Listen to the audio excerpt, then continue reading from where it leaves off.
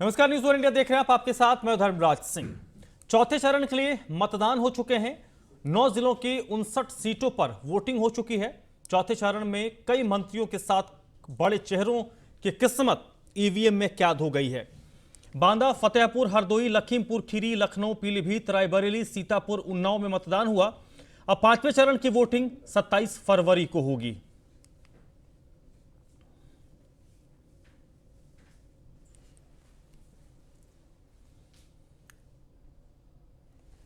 तो उत्तर प्रदेश में 4 चरणों के चुनाव संपन्न हो चुके हैं।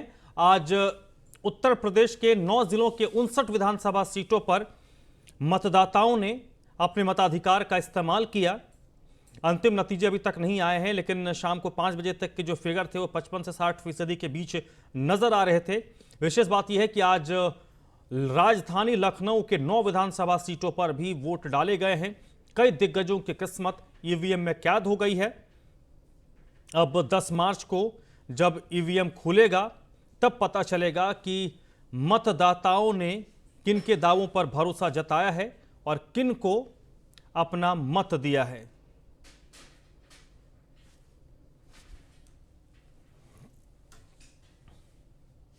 उत्तर प्रदेश में 4 चरणों का मतदान पूरा हो चुका है। अब लड़ाई 5वें चरण की है, जिसको लेकर पक्ष और विपक्ष की ताबड़तोड़ रैलियां हो रही हैं। 5वें चरण का मतदान 27 फरवरी को होगा। 11 जिलों की 61 सीटों पर वोटिंग होगी। हालांकि इस चरण में कसौटी पर गठबंधन होगा तो दिग्गजों की परीक्षा भी होगी। इस चरण में गठबंधन पर बड़ा दारोमदार होगा। अपना दल एस और कमेरावादी, निषाद पार्टी और सुभाष सपा पर अच्छा करने का दबाव होगा। सपा के लिए इस चरण की लड़ाई आसान नहीं है। वो बीजेपी 2017 के नतीजों को एक बार फिर से दोहराने के लिए मजबूती से चुनावी मैदान में ताल ठोक रही है।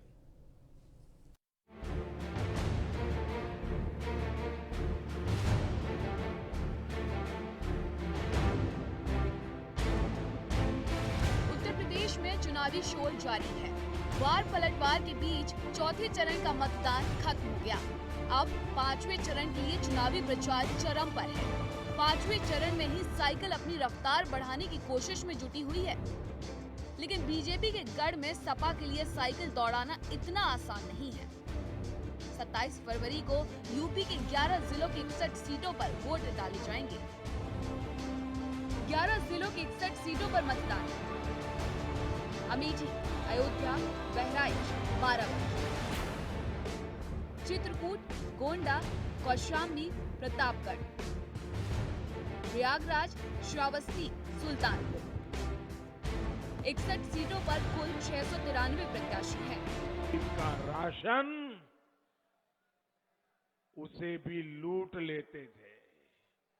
यहां तक कि उनके मंत्री, उनके सांसद, उनके विधायक, ये सारे परिवारवादी टोलियां ये गरीबों का राशन लूटने में शामिल रहते थे।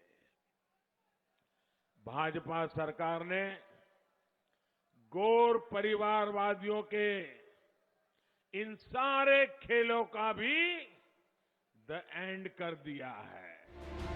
5वें चरण में कई दिग्गजों की साख भी दांव पर लगी हुई है। बीजेपी और सपा के बीच सीधी जंग में इस चरण में अपना दल एस और अपना दल कमेरावादी की भूमिका भी अहम होगी। सिराथू, कुंडा, प्रयागराज, अयोध्या समेत तमाम ऐसे जिले हैं जहां दिग्गजों के बीच सीधी लड़ाई दिख रही है। अब आपको सीट और उनके प्रत्याशियों के बारे में भी बताते हैं। सिराथू सीट, जहां बीजेपी ने केशव प्रसाद मौर्य को उतारा है और सपा गठबंधन ने पल्लवी पटेल पर भरोसा जताया है। कुंडा, रघुराज प्रताप सिंह जो कि जनसत्ता दल से हैं, वहीं गुलशन यादव सपा गठबंधन से चुनावी मैदान में हैं।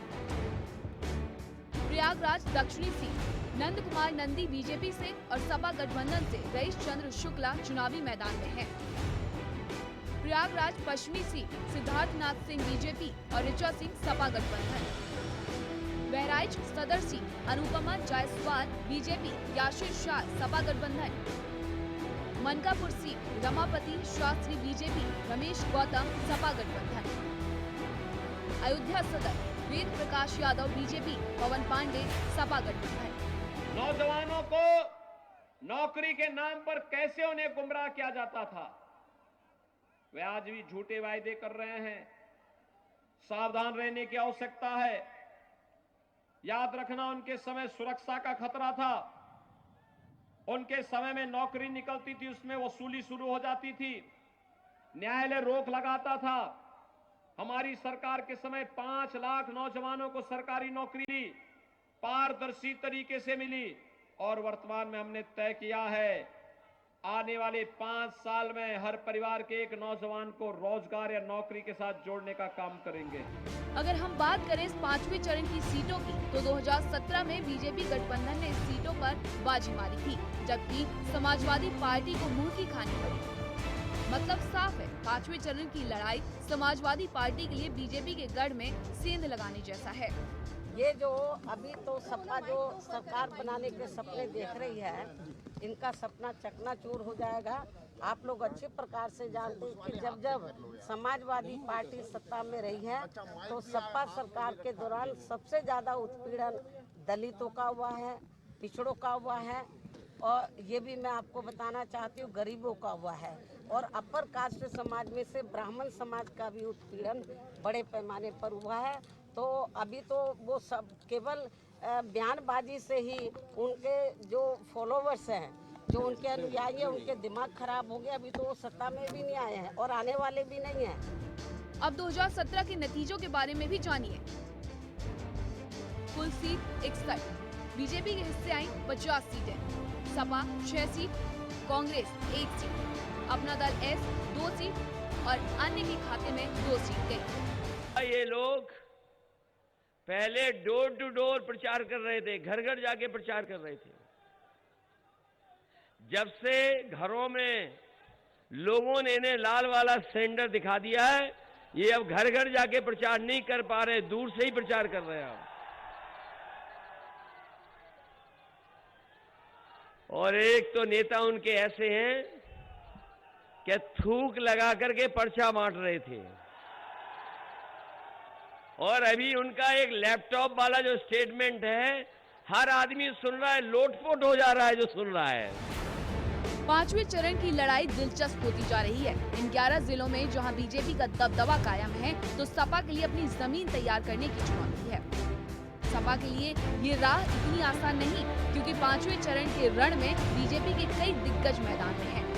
अवध की लड़ाई में साइकिल दौड़ लगाएगी या फिर बीजेपी एक बार फिर कमल का फूल खिलाएगी? जनता का जनादेश क्या होगा, इसके लिए थोड़ा इंतजार और करना होगा। Bureau report, news 1 India. 5वें चरण के लिए प्रधानमंत्री मोदी ने बाराबंकी और कौशाम्बी में जनसभा को संबोधित किया। इस दौरान प्रधानमंत्री ने विपक्ष पर हमला बोला, तो साथ ही साथ केंद्र और योगी सरकार की योजनाओं के बारे में आम लोगों को बताया। ये चुनाव यूपी के विकास के साथ ही देश के विकास के लिए भी उतने ही महत्वपूर्ण है। क्षेत्रफल के हिसाब से भले ही यूपी देश का 7% हिस्सा हो, लेकिन आबादी को देखें तो भारत की 16% से ज्यादा जनसंख्या ये हमारे उत्तर प्रदेश में है। इसलिए यूपी के लोगों का विकास भारत के विकास को गति देता है। यूपी के लोगों का सामर्थ्य भारत के लोगों का सामर्थ्य बढ़ाता है। लेकिन भाइयों और बहनों, यूपी में इतने दशकों तक जिन गौर परिवारवादियों की सरकारें रही, उन्होंने यूपी के सामर्थ्य के साथ इंसाफ नहीं किया। इन गौर परिवारवादियों ने यूपी के लोगों को कभी खुलकर अपना सामर्थ्य दिखाने का अवसर ही नहीं दिया। जब सामान्य मानवी, जब हमारा गरीब मूलभूत सुविधाओं के लिए तरसता रहेगा तो फिर वो अपनी ऊर्जा आगे बढ़ाने में कैसे लगाएगा। ये घोर परिवारवादी जानते थे कि अगर गरीब के पास उसका घर हो गया, घर में शौचालय बन गया, अगर गरीब के घर में बिजली पहुंच गई, गरीब के घर तक सड़क पहुंच गई, तो फिर ये घोर परिवारवादियों के घर के चक्कर कौन काटेगा। गरीब का राशन उसे भी लूट लेते थे। यहां तक कि उनके मंत्री, उनके सांसद, उनके विधायक, ये सारे परिवारवादी टोलियां ये गरीबों का राशन लूटने में शामिल रहते थे। भाजपा सरकार ने घोर परिवारवादियों के इन सारे खेलों का भी द एंड कर दिया है। साथियों, गरीब तक राशन पहुंचाने के लिए हमने टेक्नोलॉजी का भरपूर इस्तेमाल किया। हमने 80,000 राशन की दुकानों पर ई-पॉस मशीनें लगा दी।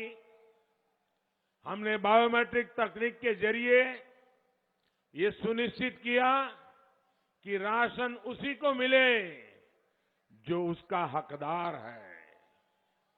एक और बड़ा काम किया गया राशन कार्ड को लेकर के। पहले एक जगह का राशन कार्ड होल्डर दूसरी जगह राशन नहीं ले सकता था।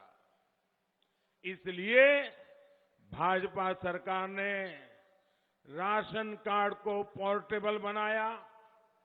ये सुविधा गरीब को दी कि वो किसी भी राशन की दुकान से अनाज ले सके।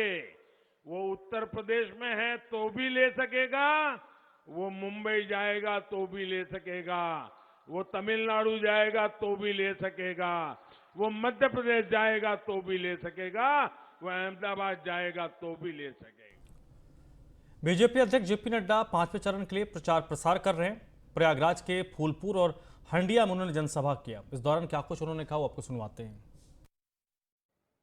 इलाके के विकास के बारे में चर्चा करने की अगर किसी ने हिम्मत जुटाई है तो वो किसी और पार्टी ने नहीं जुटाई है, वह भारतीय जनता पार्टी ने जुटाई है। इस बात को हमको समझना चाहिए। ये रिपोर्ट कार्ड लेकर के जाना और रिपोर्ट को लेकर के जनता के सामने रखना और छाती ठोक कर कहना कि मैंने ये कहा था वो किया है, ये संस्कृति और ये राजनीतिक तौर तरीका किसी और ने नहीं, हमारे मोदी जी ने भारत की राजनीति में लाया है। और इसीलिए हर एक प्रत्याशी अपने विकास की कहानी सुनाता है कि कैसे वो पार्टी आगे बढ़ रही। लेकिन क्या कभी आपने किसी अन्य दल के प्रत्याशी को सुना है कि उन्होंने कोई विकास की बात की है? कभी आपने सुना है कि उन्होंने गरीब के आंखों के आंसू को पोंछने के लिए कोई कदम उठाया है? कभी आपने किसी राजनीतिक दल से यह सुना, भारतीय जनता पार्टी को छोड़कर, कि उन्होंने इस इलाके में क्या कोई विकास के काम को आगे बढ़ाया है? ये हिम्मत अगर कोई कर सकता है तो वो भारतीय जनता पार्टी कर सकती है। यह हमको ध्यान रखना। समाजवादी पार्टी को उत्तर प्रदेश में शायद भदौरी ने कहा था कि समाजवादी पार्टी का दम नहीं है कि वो 24 घंटे बिजली दे। इसके लिए 56 इंच का सीना चाहिए और मोदी जी ने 56 इंच का सीना दिखाया। आजकल बिजली आ रही है कि नहीं आ रही है? दनादन आ रही है कि नहीं आ रही है? 18,000 गांव में बिजली नहीं थी। कि आजकल सभी गांव में 1000 दिन में मोदी जी ने बिजली पहुंचाई, 2.5 करोड़ घरों में बिजली पहुंचाई है। चमाचम हो तक कि ना, चमचम हो थे कि ना। अब 27 तारीख के भी चमचम करने की जरूरत था। पूरा वोट देना है, प्रफुल्ल जी को जिताना है, गांधी जी को जिताना है, सबको जिताना है, किसी को जिताना है, क्षमा प्रशांत जी को जिताना है, इनको आगे बढ़ाना है। असल में मैं प्रफुल्लित रहता हूं, उसकी हमेशा प्रफुल्लित प्रशांत जी को जिताना। ये विकास की कहानी है मित्रों। आप बताइए, बहनों को पढ़ाना है कि नहीं पढ़ाना है? हम लोगों ने तय किया है कि 12वीं के बाद पढ़ने वाली बच्ची को स्कूटी और मोपेड देंगे ताकि वो कॉलेज और स्कूल जाकर के पढ़ाई करें। वहीं सुल्तानपुर और प्रतापगढ़ में मुख्यमंत्री योगी आदित्यनाथ ने जनसभा को संबोधित किया। इस दौरान सीएम ने सपा पर निशाना साधा है और बीजेपी प्रत्याशी के समर्थन में वोट की अपील की है। सिपाही महोत्सव में न राग था, न रंग था, न भाव थी, न भाषा थी। आयोजकों को स्वयं पता नहीं था क्या हो रहा है। लेकिन आज उत्तर प्रदेश में जब महोत्सव की बात आती है तो उत्तर प्रदेश में अयोध्या का दीपोत्सव दुनिया के अंदर पूरी दुनिया उसके प्रति जुड़ती है। बरसाना वृंदावन का रंगोत्सव होली कैसे होनी चाहिए, ये मथुरा वृंदावन की होली सबके सामने आती है रंगोत्सव के रूप में। देवताओं की दीपावली कैसे होती है, काशी की देव दीपावली सारी दुनिया के सामने छाती है। रामनवमी अयोध्या की, कृष्ण जन्माष्टमी मथुरा की, भव्य कुंभ और दिव्य कुंभ प्रयागराज का पूरी दुनिया के अंदर छाता है। भाइयों बहनों, हमारा उत्तर प्रदेश प्रगति के पथ पर निरंतर अग्रसर है और इस उत्तर प्रदेश की तकदीर को बनाने वाला है हमारा युवा, हमारा अन्नदाता किसान, हमारा श्रमिक, हमारी माताएं बहनें और पूरा समाज जब सामूहिक प्रयास करता है, उत्तर प्रदेश देश के अंदर नंबर 1 प्रदेश बनने की ओर अग्रसर होता है। और इसलिए भाइयों बहनों, आज मैं आपके पास आया हूं आपसे कहने के लिए, याद रखना, समाजवादी पार्टी की सरकार के समय नौकरी निकलती थी तो उसका बंदरबाट होता था। नौजवानों को नौकरी के नाम पर कैसे उन्हें गुमराह किया जाता था, वे आज भी झूठे वायदे कर रहे हैं। सावधान रहने की आवश्यकता है। याद रखना, उनके समय सुरक्षा का खतरा था। उनके समय में नौकरी निकलती थी, उसमें वसूली शुरू हो जाती थी, न्यायालय रोक लगाता था। हमारी सरकार के समय 5 लाख नौजवानों को सरकारी नौकरी मिली, पारदर्शी तरीके से मिली। और वर्तमान में हमने तय किया है, आने वाले 5 साल में हर परिवार के एक नौजवान को रोजगार या नौकरी के साथ जोड़ने का काम करेंगे। ये परिवारवादी, दंगावादी, माफियावादी, इन सब की जमानतें जब्त हो रही हैं और प्रदेश को विकास, सुशासन और सुरक्षा का एक बेहतर माहौल देने वाली भारतीय जनता पार्टी के पक्ष में जनता जनार्दन का प्रचंड जो समर्थन मिल रहा है, ये समर्थन अब सुनामी में बदल करके सपा, बसपा और कांग्रेस की जमानत को जब्त करता हुआ दिखाई दे रहा है। और इसीलिए जब दमदार सरकार बनती है तो विकास भी दमदार होगा। प्रयागराज के फूलपुर विधानसभा के निवर्तमान विधायक और बीजेपी के प्रवीण सिंह से न्यूज़ 1 इंडिया ने बातचीत की है। विधानसभा है जो पहले झूसी के नाम से जानी जाती थी। इस विधानसभा का नाम झूसी से बदलकर फूलपुर किया गया और ख़ास बात यह है कि हमारे साथ जो विधायक है साथ में मौजूद हैं वो दोनों विधानसभाओं के विधायक रहे, यानी झूसी के भी विधायक रहे और इसके बाद फूलपुर के भी विधायक रहे। इसके बाद अब भारतीय जनता पार्टी ने फिर उनके ऊपर दांव खेला है। सबसे पहले उनका हम स्वागत करते हैं और पूछते हैं कि यह फूलपुर विधानसभा क्यों की गई। स्वागत है आपका प्रवीण भाई। बहुत धन्यवाद आपको। जैसा कि आप जानते हैं कि पहले इस विधानसभा का नाम झूसी था और झूसी की पहचान काफ़ी ऐतिहासिक है और इतिहास में झूसी को बहुत अच्छे उससे जाना जाता है। इधर जो नया परसीमन हुआ 2008 में, जिसमें काफ़ी एरिया जो है जिसमें बदलाव हुआ, करीब 40 बूथों का बदलाव हुआ, जिसमें फूलपुर टाउन एरिया का एक बहुत बड़ा हिस्सा जो है इस विधानसभा से जुड़ा। और जैसा कि आप जानते हैं कि पॉलिटिकल रूप से फूलपुर का एक विशेष महत्व है। यहाँ पर देश के पहले प्रधानमंत्री यहाँ से 3 बार चुने गए और देश के कई प्रधानमंत्री के लोगों का यहाँ से एक जुड़ाव रहा है। तो पॉलिटिकल रूप से कहिए, सामाजिक रूप से कहिए, इस फूलपुर का एक विशेष महत्व रहा है, इसीलिए इसका नाम बदल के फूलपुर कर दिया गया। और दूसरा एक और चीज़ हमको समझ में आ रही है, यह फूलपुर विधानसभा है और फूलपुर लोकसभा भी है, दोनों एक ही नाम से की गई है, तो लोगों को कन्फ्यूज़न भी कभी कभी क्रिएट हो जाता है। आपने भी महसूस किया होगा। नहीं, ये सही आपने कहा कि चूँकि ये फूलपुर लोकसभा और फूलपुर विधानसभा एक ही नाम से होने से लोगों में इसका एक पॉलिटिकल एक और भी उसका महत्व है जो है, तो ये भी एक कारण रहा जो है। लेकिन जब से भारतीय जनता पार्टी आई है तब से हमारे विधानसभा में इनर रिंग रोड स्वीकृत हुआ। हमारे विधानसभा में आप अंदामा से लेके आप शास्त्री पुल तक देखेंगे 4 लेन की सड़क, ग्रीन बेल्ट, साइड सड़कें, चौराहों को जो है शहर का जैसे चौराहा होता है उसी तरीके से ट्रैफिक सिस्टम, और एक बड़ा हिस्सा नगर निगम का हिस्सा हुआ, जिससे आने वाले समय में स्मार्ट शहर के रूप में प्रयागराज जाना जाता है। इसका फ़ायदा हमारी विधानसभा के 39 गांव सभाएं जो शामिल हुई हैं उसको मिलेगा। हमारी विधानसभा ने इस 5 साल में एक नए ब्लॉक का हम लोगों ने गठन किया, 2 अस्पताल बनवाए, जितने अस्पताल थे उसके बेडों की संख्या बढ़ाई गई, गांव-गांव में पानी की टंकियां पर काम चल रहा है, पूरे गाँवों में जर्जर तारें बदली जा रही हैं, विद्युतीकरण हुआ है, सड़कें चौड़ी हुई हैं और राजकीय बालिका डिग्री कॉलेज की एक स्थापना हुई है, एक फायर स्टेशन की स्थापना हुई है, सीवरेज ट्रीटमेंट प्लांट बन रहा है, अग्निशमन जो है आपका इलेक्ट्रिक सौदाह गृह बन रहा है। हम लोगों ने 5-5 छोटे छोटे पावर हाउसेस बनाए हैं जो है, जिससे यहाँ पर लो वोल्टेज की समस्या दूर हो रही है। फूलपुर टाउन में ओवरब्रिज का निर्माण हुआ।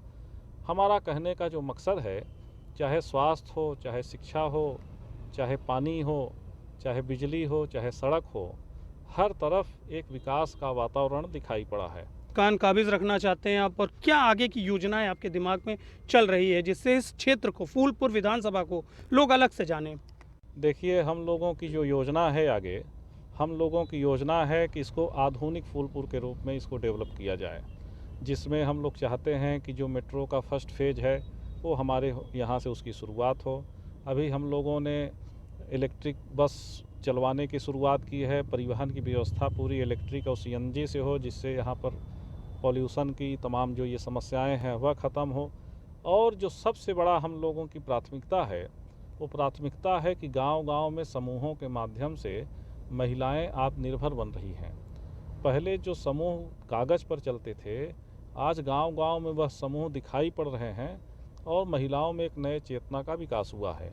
हम लोग इस बात पर प्राथमिकता देंगे कि समूहों के सामने छोटी छोटी जो समस्याएं हैं उसको हल करते हुए एक मॉडल के रूप में अपने विधानसभा को बनाने का काम करेंगे, ताकि उत्तर प्रदेश में इस बात की चर्चा हो कि अगर आत्मनिर्भरता देखना है तो अपने फूलपुर में जाइए और महिलाओं का जो समूह है उससे आप प्रेरित होकर उससे एक उदाहरण ले सकते हैं। तो जिस तरह से फूलपुर का विकास हो रहा है उसकी गाथा को और आगे बढ़ाने का काम प्रवीण पटेल कर रहे हैं, और उनका कहना है चुनाव जीतने के बाद आधुनिकता को भी इसमें जोड़ा जाएगा। सबसे पहले मेट्रो का फेज यहां से शुरू कराने का प्रयास वह करेंगे। इसके साथ ही महिला सशक्तिकरण पर विशेष ध्यान दिया जाएगा, जिससे फूलपुर की अलग पहचान हो और पूरे 403 विधानसभाओं में अलग दिखाई दे। आलोक मालवी, न्यूज़ 1 इंडिया, फूलपुर, प्रयागराज। सोनभद्र में बीजेपी के कार्यक्रम में मंच से विधायक भूपेश चौबे का कान पकड़कर उठक बैठक का वीडियो वायरल हो रहा है। बताया जा रहा है कि विधायक भूपेश चुनाव जीतने के बाद 5 साल में जनता के बीच कभी भी नहीं गए। जब एक बार फिर चुनाव आया तो जनता के बीच आकर माफी मांगते नजर आए।